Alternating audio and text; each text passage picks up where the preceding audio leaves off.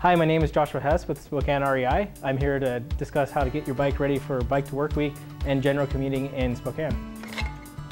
One of the first things you should look for on your bike when you get ready to ride after a while off the bike is look at your tires.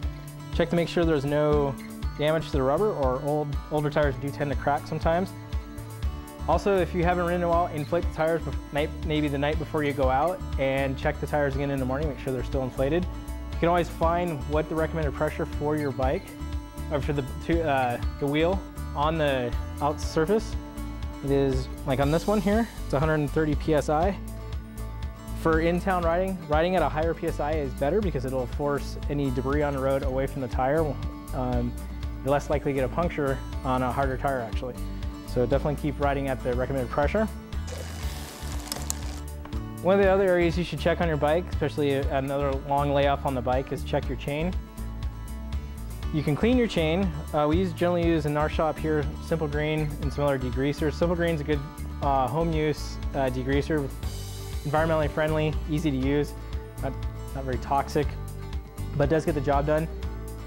You want to make sure you get all the links clean, and then after you clean and get the drivetrain clean, which is your chain, cassette, and your sprockets in the front, you can add we use a general all-purpose bike chain lube. You just kind of get that on the chain and dab it off. And a quiet bike is generally much nicer. If you can hear your chain squeaking, you need to add some chain lube. When you head out on a bike, you should always have a certain number of basic tools so that you can take care of yourself, whether getting a flat or needing to tighten something down on the bike. This isn't very much, you don't have to spend a lot of money on this, but these are things you should definitely leave the house with. Probably one of the most important things is you need some way to carry it. Most people will use some sort of under saddle bag, like on my bike here.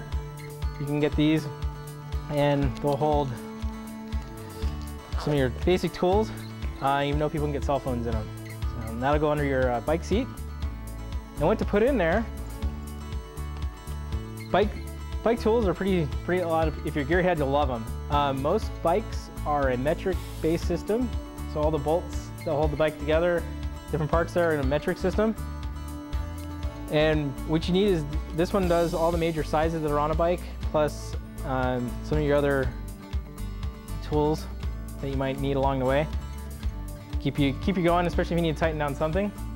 Probably the most important area is the biggest mechanical you're gonna face on the outside is a flat tire. One of the most important tools for changing a flat tire first is the tire iron. We use these to basically remove the wheel. This is a patch kit. This will definitely take care of any punctures in the inner tube itself. Always check to make sure your glue is soft when you leave. It'll always dry out when you don't need it to, which is on the ride. So definitely always make sure that's soft and ready to go. Always check to make sure you have the right size inner tube with you. One inner tube is usually more than sufficient. If you get multiple flats in a ride, so the patch kit is kind of a backup. This is the easiest way to kind of get around a puncture. Just swap out the tube and ride home, and then fix the flat at home. Always read your tire for size,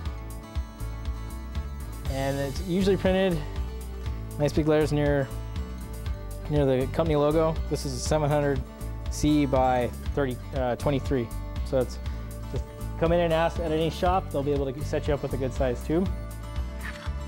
The other thing you should have on you is a pump. A lot of the bike pumps are compact enough, they'll fit right on your bike frame. After you've checked over the tires and the chain and the basic drivetrain, if you have any other adjustments that you might need and you haven't done much work on a bike, I do recommend you take it into a qualified bike shop.